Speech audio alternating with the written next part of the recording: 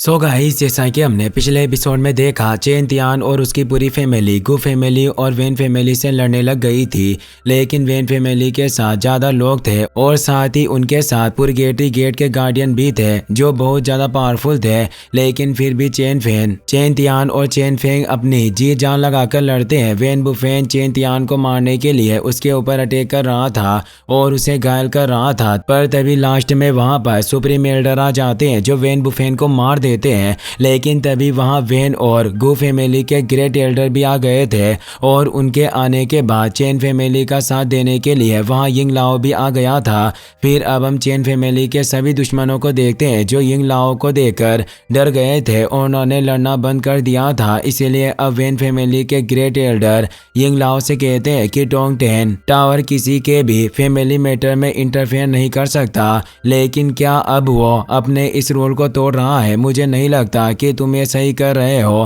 पर अब when family के एल्डर की बात सुनकर यिंग लाओ कहता है कि आपसे किसने कहा कि मैं टोंग टेन टावर की ओर से लड़ने के लिए आया हूँ? मैं तियान जोंग सेक्ट का गार्डियन हूँ और मेरे डिसिबल्स मुसीबत में है, इसीलिए मैं बैठकर तमाशा नहीं देख सकता था। यिंग लाओ की बात सुनकर चेन तियान हैरान हो जाता है क्योंकि उसे भी नहीं पता था कि यिंग लाओ तियान जोंग सेक्ट का मेंबर है। पर अब यिंग लाओ की बात सुनकर फर्स्ट गार्डियन कहता है कि चेन तियान एक आउटर डिसिपल है और मुझे नहीं लगता कि वो तुम्हारी मदद के लायक है। यह सुनकर यिंग लाओ कहता है कि वेन फैमिली एक मीडियोकर फैमिली है, फिर भी पुरगेटरी गेट के गार्डियन उसकी मदद के लिए आए हैं, तो फिर मैं अपने एक जीनियस डिसिपल की मदद क्यों नहीं कर सकता? यह सुनकर सेकंड गार्डियन अपने बीस्ट बर्ड्स की मदद से यिंग लाओ के ऊपर अटैक कर देता है। लेकिन यिंग लाओ अपने एक इशारे से उन सभी बीस्ट बर्ड्स को खत्म कर देता है, जो देखकर अब सेकंड गार्डियन हैरान हो जाता है क्योंकि वो समझ गया था कि यिंग लाओ उसकी सोच से कई गुना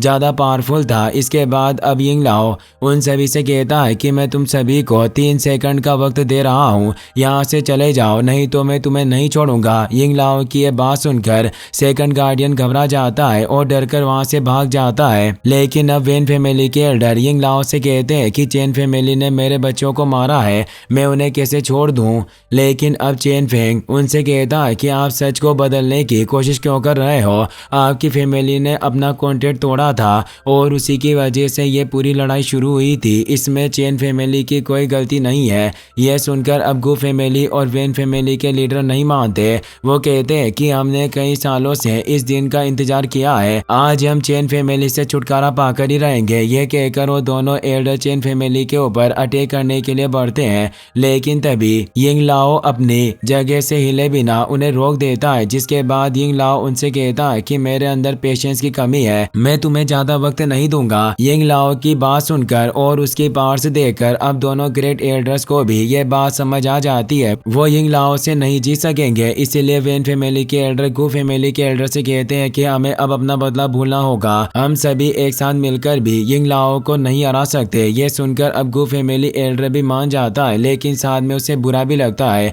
क्योंकि उन्होंने पूरी चेन फैमिली को लगभग खत्म कर ही दिया था। इसीलिए अब वेन फैमिली एल्डर कहता है कि चिंता मत करो, चेन तियान अपनी पूरी जिंदगी अपने घर में नहीं बैठा रहेगा, जब वो बाहर निकलेगा हम उसे खत्म कर देंगे, लेकिन उसके लिए हमें अभी यहाँ से जिंदा निकलना होगा। ये सुनकर अब गु फैमिली एल्डर चेन फैमिली को धमकी देता है और वो सभी अपने डिसिपल्स के साथ वहाँ से चले जाते हैं। लेकिन अब जाते हुए फर्स्ट गार्डियन भी चेन तियान की और उसे जान से मारने का इशारा करता है, जिसका मतलब था कि अब वो भी चेन तियान को जान से मारने की धमकी देकर गया था। इसके बाद अब चेन फैमिली के सुप्रीम एल्डर यिंग लाओ को इस संकट की घड़ी में उनकी मदद करने और उनकी फैमिली को बचाने के लिए थैंक यू कहते हैं। लेकिन यिंग लाओ ने ऐसा करने से मना करता है और उनसे कहता है कि मैंने तो वही किया है जो मिस मेंग जिया ने मुझसे करने को कहा था। यह सुनकर अब चेन फेन भी उनके पास आ जाता है और यिंग लाओ से कहता है कि आप मिस मेंग जिया को मेरी ओर से थैंक यू कहना और साथ में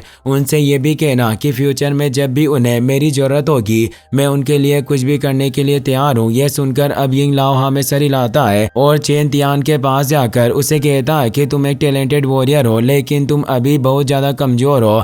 अगर तुम अपने क्लैन को प्रोटेक्ट करना चाहते हो तो फिर से सेक्ट में जाओ और एक इनर डिसिबल बनो। यिंग लाओ की बात सुनकर अब चेन तियान उसकी बात मान जाता है और अब चेन तियान का फैसला सुनकर यिंग लाओ वहां से चला जाता है। इसके बाद चेन फैमिली के सभी डिसिपल्स जो घायलों को संभाल रहे थे उन्हें सुप्रीम एल्डर एक जगह बुलाते हैं और उससे कहते हैं कि हमारे एंसेस्टर मुझे 2 पावरफुल टेक्निक देकर गए थे, जिसमें से पहली मैजिक गैदरिंग और दूसरी किलिंग आर्म है। ये टेक्निक्स बहुत ज़्यादा पावरफुल है और साथ में इन्हें कल्टिवेट करना भी बहुत मुश्किल है, और अगर गलत तरीके से यूज़ किया जाता है तो ये टेक्निक यूज़ करने वाले के लिए खतरनाक भी हो सकती है। लेकिन आज चेन फैमिली खत्म होने की कगार पर थी, इसीलिए मैं तुम्हें ये टेक्निक्स देना चाहता हूँ ताकि आगे से तुम कमज़ोर ना पड़ो। यह कहकर वो सभी डिसिपल्स को वो टेक्निक दे देते हैं और उन्हें उसका कल्टिवेशन करने के लिए कहते हैं। तभी हम चेन तियान को देखते हैं जिसे स्वॉर्ड एम्परर कहता है कि मैजिक गैदरिंग टेक्निक तो तुम जानते हो ये बहुत खतरनाक भी हो सकती है,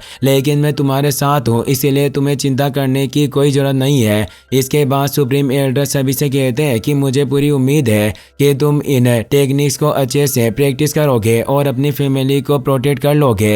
यह कहकर वहाँ से चले जाते हैं। अगले सीन में हम देखते हैं कि सभी लोग अपने घर आ गए थे और अब रात हो चुकी थी, पर तभी चेन तियान अपने घर से बाहर आता है और बाहर आकर अपने डैड और लॉक्सी को याद करके उनसे माफ़ी मांगता है। दरअसल चेन तियान अपना घर छोड़कर जा रहा होता है क्योंकि उसे पावरफुल बनना था और वो जानता था कि घर पर रहकर वो अपने आप को जल्द से जल्द पावरफुल नहीं बना सकता। पर लॉक्सी ने चेन तियान के ऊपर नज़र रखी हुई थी और वो चेन तियान को रोककर उसे पूछती है कि तुम कहाँ जा रहे हो। तो अब चेन तियान लॉक्सी को बताता है कि मैं तियानजोंग सेक्ट में वापस जा रहा हूँ। मुझे यहाँ आकर कई महीने बीत चुके हैं और जब से मैं यहाँ आया हूँ मेरी वजह से चेन फैमिली के ऊपर कई सारी मुसीबतें आई है और अब पुरगेटरी गेट भी मेरे पीछे पड़ा है, इसीलिए अगर मैं यहाँ से दूर चला जाऊँगा तो चेन फैमिली सेफ रहेगी। लॉक्सी चेन की बातें सुनकर बहुत दुखी होती है और उससे पूछती है कि तुम्हारी सेफ्टी का क्या, अगर उन्होंने तुम्हारे ऊपर अटैक किया तो।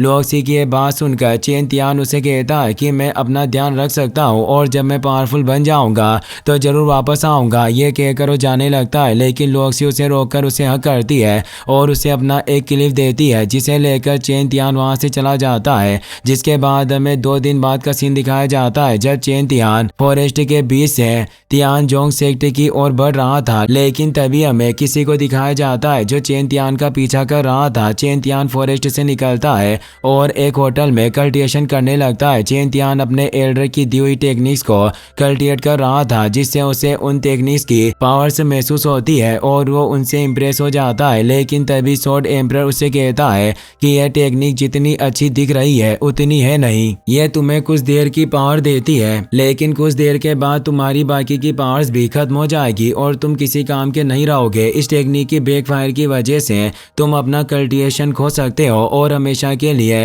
रियल लूजर बन सकते हो। स्वॉर्ड एम्परर की बात सुनकर चेन तियान हैरान हो गया था, पर तभी अब उन्हें महसूस होता है कि उसके रूम के बाहर कोई है। स्वॉर्ड एम्परर को भी बहुत सारे लोगों की आहट महसूस होती है, इसलिए अब वो उनसे बचने के लिए रूम में अंधेरा कर देता है और छुप जाता है। अब वो लोग जो चेन तियान का पीछा कर रहे थे वो रूम के अंदर आ जाते हैं और चेन तियान को ढूंढने लगते हैं, लेकिन उन्हें वहाँ चेन तियान नहीं मिलता। इसीलिए वो रूम में चारों ओर अंधेरे में तीर चलाने लगते हैं क्योंकि उन्हें लग रहा था कि चेन तियान वहीं छुपा हुआ है, लेकिन चेन तियान विंडो से निकलकर भाग चुका था। और इसी के साथ ये एपिसोड यहीं पर खत्म हो जाता है।